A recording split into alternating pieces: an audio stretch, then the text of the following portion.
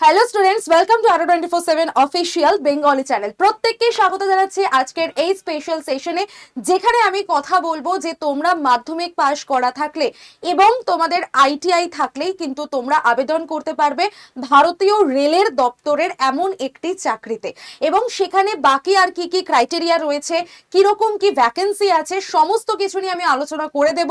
তোমরা কারা কারা আর এলিজিবল আছো সেটাও আমি বলে দেব বয়সের সাপেক্ষে, এবং তার সাথে সাথে সিলেবাস কি আছে সমস্ত কিছু নিয়ে ডিটেল আলোচনা করব। তার আগে আমি তোমাদের একটু ভ্যাকেন্সিটা দেখিয়ে দিই। ফার্স্টেই বলে দিই যে জোন ওয়াইজ আমাদের এখানে ভ্যাকেন্সি বের হয়, এবং সেখানে যদি আমরা কলকাতার জোন দেখি সেখানে টোটাল 841টি ভ্যাকেন্সি আছে। এছাড়া সব থেকে বেশি ভ্যাকেন্সি আমরা সেকেন্দ্রাবাদে দেখতে পাবো 1400+।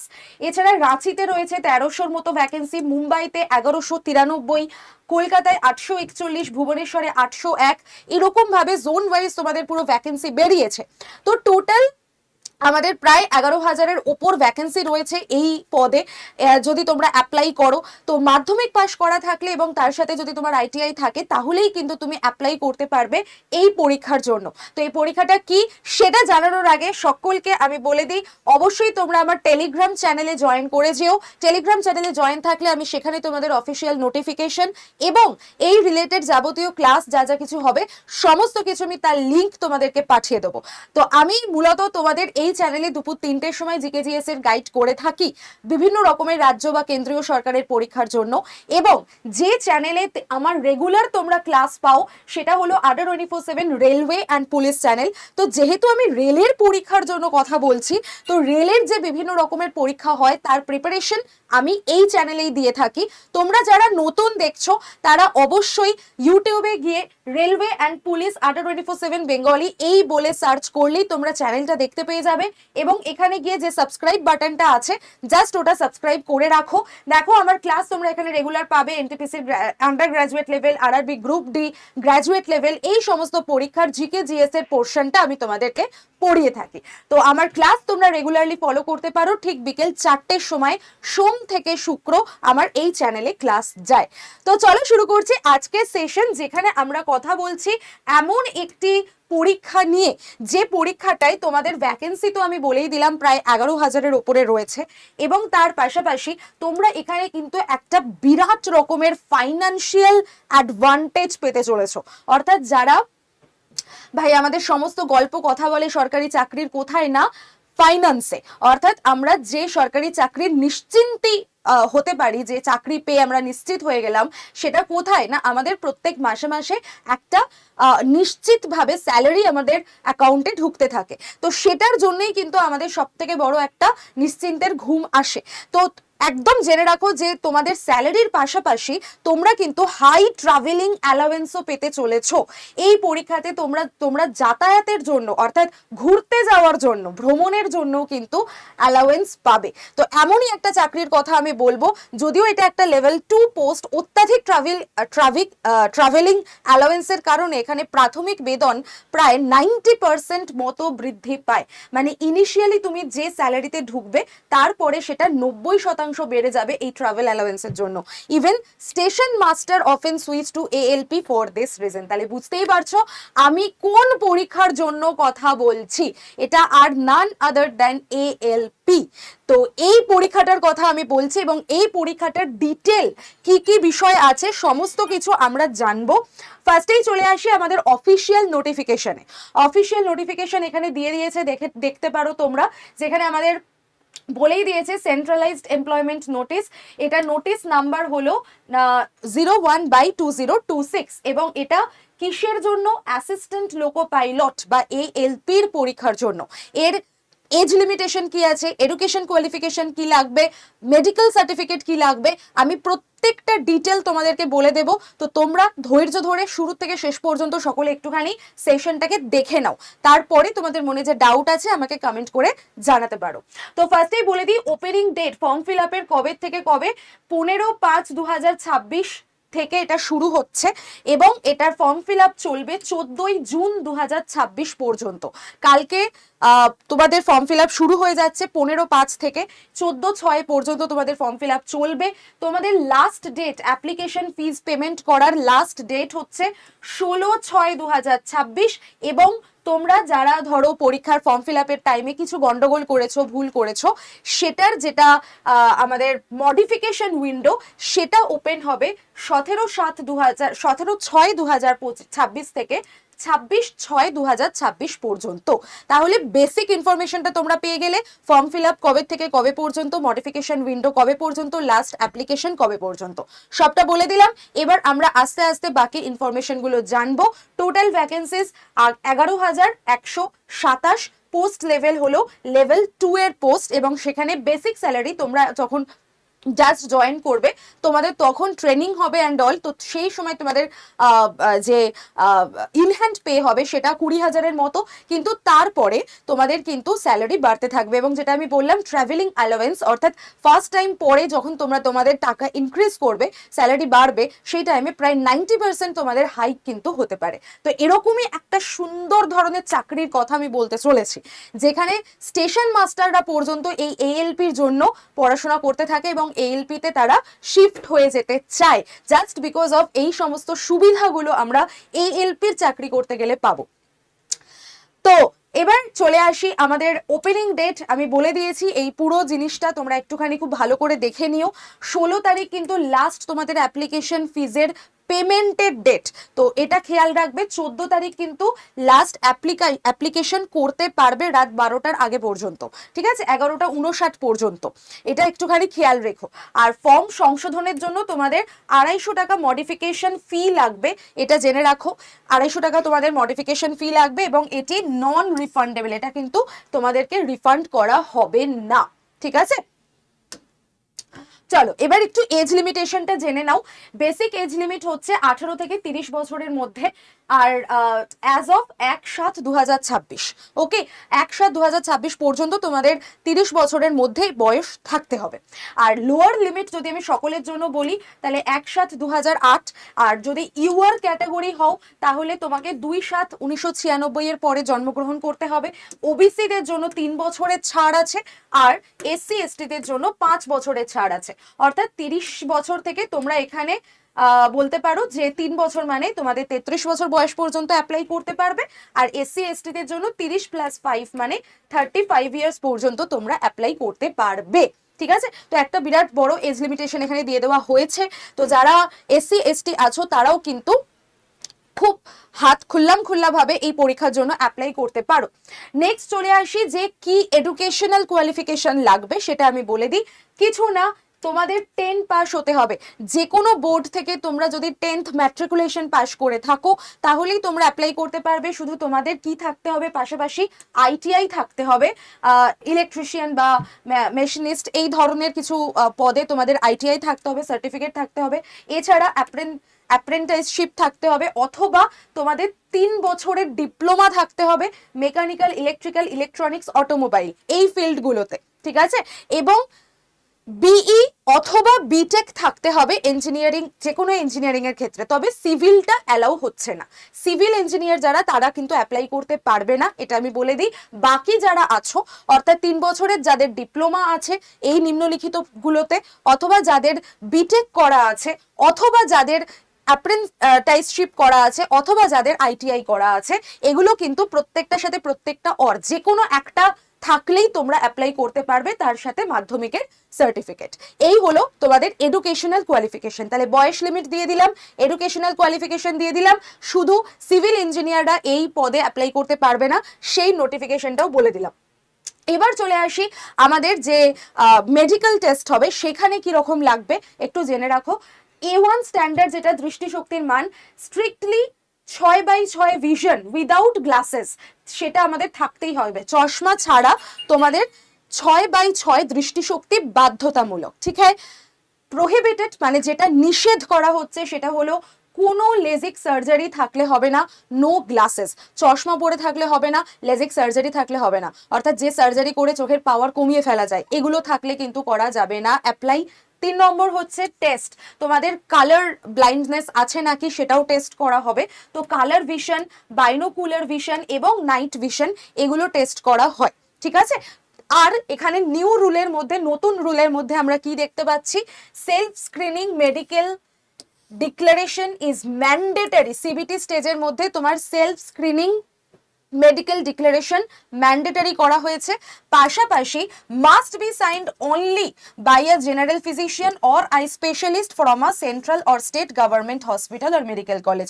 মানে প্রাইভেট ডাক্তারের সার্টিফিকেশন কিন্তু সেখানে বাতিল করা হবে, নয় তোমাকে সেন্ট্রাল অথবা স্টেট গভর্নমেন্টের হসপিটাল বা মেডিকেল কলেজের থেকে সার্টিফিকেট নিয়ে আসতে হবে ডাক্তারের কাছে, লিখিত সার্টিফিকেট যে তুমি ফিজিক্যালি বা তোমার চোখের কোনো রকম কোনো সমস্যা নেই, এইটা তোমাকে দেখাতে হবে, ঠিক আছে। তো কোনো রকম কোনো প্রাইভেট ডাক্তারের থেকে কিন্তু, যেগুলো ধরো প্রাইভেট হসপিটাল রয়েছে বা প্রাইভেট নার্সিং হোম আছে, সেখানকার ডাক্তারদের সার্টিফিকেট হলে হবে না, তোমাকে অবশ্যই জেনারেল ফিজিশিয়ান বা আই স্পেশালিস্টের সার্টিফিকেট লাগবে এবং সেটা সেন্ট্রাল বা স্টেট গভর্নমেন্টের হসপিটাল বা মেডিকেল কলেজ থেকে নিয়ে আসতে হবে। তো এই হচ্ছে টোটাল মেডিকেল ক্রাইটেরিয়া, তোমাদেরকে জানিয়ে দিলাম। তো আমি আবারও বলছি, যারা দেখছো চ্যানেলটাকে অবশ্যই সাবস্ক্রাইব করো এবং আমাদের যেটা রিয়েল চ্যানেল রয়েছে সেটাকেও অবশ্যই সাবস্ক্রাইব করে আসো, কারণ এই চ্যানেলেই তোমরা কিন্তু সম্পূর্ণ গাইডেন্স পেয়ে যাবে। এরপর আমি তোমাদের সিলেবাস নিয়ে কিছু কথা বলে দেব। তার আগে বলে দিই তোমাদের অ্যাপ্লিকেশন ফিজ কত হতে পারে। অ্যাপ্লিকেশন ফিজ হবে তোমাদের ইউআর, ওবিসি বা ইডাব্লিউএস যারা আছো তাদের জন্য 500 টাকা। তবে এর মধ্যে একটা গল্প আছে, এই 500 টাকার মধ্যে 400 টাকা রিফান্ডেবল, 400 টাকা তোমরা ফেরত পেয়ে যাবে যারা সিবিটি 1 অ্যাটেন্ড করবে, কারণ এই পরীক্ষাটা সিবিটি 1 সিবিটি 2 এই মাধ্যমেই হবে। তো সিবিটি 1 যারা অ্যাটেন্ড করছো তারা কিন্তু এই 400 টাকাটা ফেরত পেয়ে যাবে, তাদের অ্যাকাউন্টে চলে যাবে। আর এখানে জেনে রাখো, SC ST, ex serviceman, female, transgender এবং ইবিসি এদের জন্য কিছুটা ছাড় রাখা হয়েছে। এদের জন্য 250 টাকা ফিজ পেমেন্টের জন্য বলা হয়েছে, প্রাথমিক ফি এখানে 250 টাকা, এবং এরা টোটাল ফিজটাই ফেরত পেয়ে যাবে সিবিটি 1 অ্যাটেন্ড করলে, মানে টোটাল 250 টাকাটাই কিন্তু তোমরা ফেরত পেয়ে যাবে, ঠিক আছে। তো এটা একটুখানি জেনে রাখো। নেক্সট কয়েকটা জিনিস বলে দিই, তোমাদের সার্টিফিকেট নিয়ে অনেক সময় অনেক প্রবলেম হয়, সেটা আমি বলে দিই। একদম স্ট্রিক্টলি এসসি এসটি ওবিসি যারা যে সার্টিফিকেট নিজেদের কাছে আছে, পুরনো সার্টিফিকেট হলেও হবে, কিন্তু প্রত্যেকের কাছে সেন্ট্রাল সার্টিফিকেট থাকা চাই। তো নোটিফিকেশন এসে গেছে যখন, যাদের কাছে সেন্ট্রাল সার্টিফিকেট নেই তারা অবশ্যই বানিয়ে নাও। এসসি এসটি ওবিসি তাদের কাছে পুরনো হলেও হবে, কিন্তু সেন্ট্রালের সার্টিফিকেট থাকতেই হবে, এটা মাস্ট, ঠিক আছে। চলো নেক্সট বলে দিই, সিবিটি 1, সিবিটি 2, সিবিএটি এবং ডকুমেন্ট ভেরিফিকেশন, এইভাবে তোমাদের পুরো পরীক্ষাটার হবে। মানে এক্সামের যে স্ট্র্যাটেজি রয়েছে বা কিরকম ধাপে ধাপে পরীক্ষাটা হবে সেটা একটু জেনে রাখো। সিবিটি 1-এ যেটা হবে সেটা কমপ্লিটলি কম্পিউটার বেসড টেস্ট হবে এবং সেটা কোয়ালিফাইং হবে, এর মার্কস কিন্তু বাকিগুলোর সাথে যুক্ত হচ্ছে না, জাস্ট তোমাকে কোয়ালিফাই করতে হবে, কাট অফ ক্লিয়ার করতে হবে, ঠিক আছে, যেটা শুধুমাত্র যোগ্যতামান। সিবিটি 2-তে তোমার দুটো ভাগে পরীক্ষা হয়, একটা পার্ট এ আর একটা পার্ট বি। পার্ট এ আর part B core merit decider হচ্ছে এখানে, এবং কম্পিউটার ভিত্তিক, মানে এটাও তোমাদের কিন্তু কম্পিউটার বেসড এক্সামই হবে, ঠিক আছে। এবং পার্ট এ এবং পার্ট বির মধ্যে মূল মেধা নির্ধারণ করা হবে। এরপর আসছে আসল পরীক্ষা, সেটা হলো সিবিএটি। এটা হচ্ছে সাইকোমেট্রিক টেস্ট।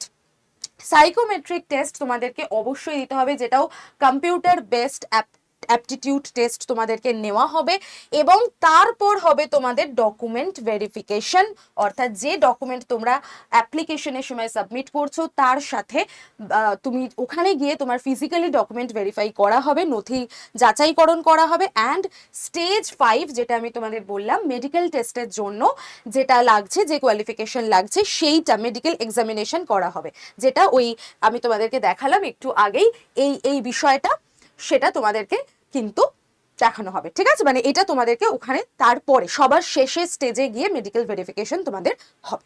তো এটা একটুখানি খেয়াল রেখো কোন কোন স্টেজে কিভাবে পরীক্ষাটা হচ্ছে। অবশ্যই পার্ট এ যেটা, এখান থেকে তোমাদের কিন্তু 50% মার্কস লাগবেই লাগবে, এবং পার্ট বি থেকে তোমাদের যে কোয়ালিফাইং মার্কসটা হতে হবে, এর মার্কসও কিন্তু কারোর সাথে যোগ হচ্ছে না। এবার এই টোটাল মিলিয়ে তোমার তোমার যে 50% মার্কস হলো, এবং এই টোটাল এখানে কম্পিউটার বেসড অ্যাপটিটিউডে যে তোমার 50% মার্কস তোমাকে নিয়ে আসতে হবে, তো এর 50% আর এর 50% মিলিয়ে তোমার ফাইনাল মেরিট লিস্ট বেরোবে যারা ডকুমেন্ট ভেরিফিকেশনের জন্য যাবে। বোঝাতে পারলাম? আর এই পার্ট বিতে তোমাকে জাস্ট 35% কোয়ালিফাই করতে হবে। 75 নম্বরের পরীক্ষা হয়, যেখান থেকে তোমাকে 27 পেলেই তুমি পাস। তুমি যদি 75-এ 75ও পাও যায় আসে না, কারণ এই মার্কস কোথাও যোগ হচ্ছে না। তোমাকে জাস্ট 27 পেতে হবে, মানে 35% মার্কস তোমাকে এখান থেকে সিকিউর করতে হচ্ছে। এই হলো টোটাল গল্প, ঠিক আছে? চল এবার আমরা চলে আসি কোন জায়গা থেকে কিরকম মার্কস আসে সেটা। CBT 1 এর কথা যেটা বললাম, সেখানে আমাদের 3টে বিষয়ের ওপরে পরীক্ষা হবে, ম্যাথামেটিক্স, মেন্টাল এবিলিটি এবং জেনারেল সায়েন্স।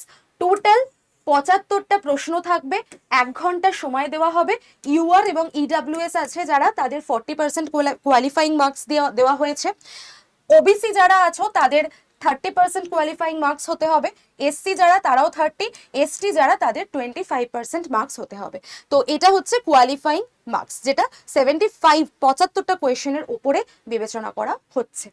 নেক্সট চলে আসো হচ্ছে তোমাদের, আচ্ছা এটা তো বলেই দিয়েছি তোমাদের।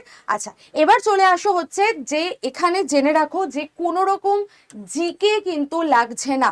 জিকে জিএস এর নলেজ তোমাদের এখানে লাগবে না, কারেন্ট অ্যাফেয়ার্স লাগবে না, কারণ আমি বলেই দিলাম যে তোমাদের ম্যাথ, মেন্টাল এবিলিটি এবং জেনারেল সায়েন্স এইটার ওপরেই পরীক্ষা হচ্ছে। আর CBT 2-তে গিয়ে তোমাদের জাস্ট অ্যাড হয়ে যাবে CBAT, যেটা অর্থাৎ সাইকোমেট্রিক টেস্ট, যেটা সেইটা। এই বিষয়গুলোর ওপরেই তোমাদের কিন্তু মূলত পরীক্ষা হচ্ছে, যেখানে জিকে জিএস বা কারেন্ট অ্যাফেয়ার্স তোমাদের পড়তে হচ্ছে না। তো এটা একটা অসাধারণ পরীক্ষা। জাস্ট তুমি ম্যাথ, জিআই এবং জেনারেল সায়েন্স যেটা রয়েছে, নর্মাল কিছু সাধারণ বিজ্ঞানের কিছু কোয়েশ্চেন, সেগুলো তোমাদেরকে একটু ভালো করে পড়ে যেতে হবে। এইগুলো প্র্যাকটিস করলেই মাত্র 3টে সাবজেক্টের ওপরে তোমার বেস করে পুরো এত বড় একটা পরীক্ষা হবে, এবং যেখানে প্রায় 11,000-এর ওপরে ভ্যাকেন্সি আছে, এবং যেখানে চাকরি পেতে লোকে জাস্ট স্বপ্ন দেখে, এবং যারা অন্যান্য পদেও চাকরি পায় তারাও ভাবে যে কবে আমরা এএলপি হব। মানে এটা এতটাই হ্যান্ডসাম স্যালারির এবং হ্যান্ডসাম একটা চাকরি, যেখানে সকলেই এটা স্বপ্ন দেখে যে লোকো পাইলট হব, ট্রেন চালাবো। আর আমাদের প্রথম ফিমেল ট্রেন চালিকা যিনি, সুরেখা যাদব, তাকে তো আমরা সকলেই আমাদের কি বলবো আদর্শ মেনে থাকি। প্রথম বন্দে ভারত ট্রেনও তিনি চালিয়েছিলেন। তো সেই রকম সেই পজিশনে আমরা কিন্তু নিজেদেরকে দেখতে চাই। তো এই ক্রাইটেরিয়াগুলো আই থিঙ্ক তোমাদের যাদের সাথে ম্যাচ করে যাচ্ছে, তারা অবশ্যই করে তোমরা কিন্তু এই পরীক্ষাটাকে তোমাদের টার্গেট করতে পারো, তোমরা এগিয়ে যেতে পারো। আচ্ছা এখানেই আমি ওই যে বিষয়টা একটু আগে বললাম, সেটাই এখানে বলা আছে, পার্ট এ থেকে 70% তোমাকে তুলতে হবে, আর এখান থেকে তোমাদের জাস্ট 35% মতো তোমাদেরকে ক্র্যাক করতে হবে। ঠিক আছে, চলো নেক্সট একটা জায়গায় চলে আসি। এখানে তোমাদের 75টা টোটাল কোয়েশ্চেন দেওয়া হচ্ছে। এখানে তোমাদের টোটাল 60 মিনিট লাগছে। নেগেটিভ মার্কিং 1/3, এটা জেনে রাখো, 1/3 নেগেটিভ মার্কিং তোমাদের ন্যাচারালি থাকে। ওকে, আচ্ছা CBT 2 এর ক্ষেত্রে যেটা, সেটা একটু বলে দিই। 100টা প্রশ্ন থাকবে, 90 মিনিট টাইম দেওয়া হবে, এবং নেগেটিভ মার্কিং 1/3, আর টোটাল ডিউরেশন পার্ট এ আর পার্ট বি মিলিয়ে যেটা, সেটা হলো 2 ঘন্টা 30 মিনিট, মানে 2.5 ঘন্টা টোটাল পরীক্ষা, পার্ট এ এবং পার্ট বি মিলিয়ে। পার্ট বিতে 75টা প্রশ্ন থাকছে এবং 60 মিনিট টাইম দেওয়া হচ্ছে। এখানে 35% নম্বর সিকিউর করা ম্যান্ডেটারি। ওকে, এটা কিন্তু পার্ট বিটা কিন্তু অনলি ফর কোয়ালিফাইং, এখান থেকে কোনো মার্কস যোগ হবে না, এটা জেনে রাখো।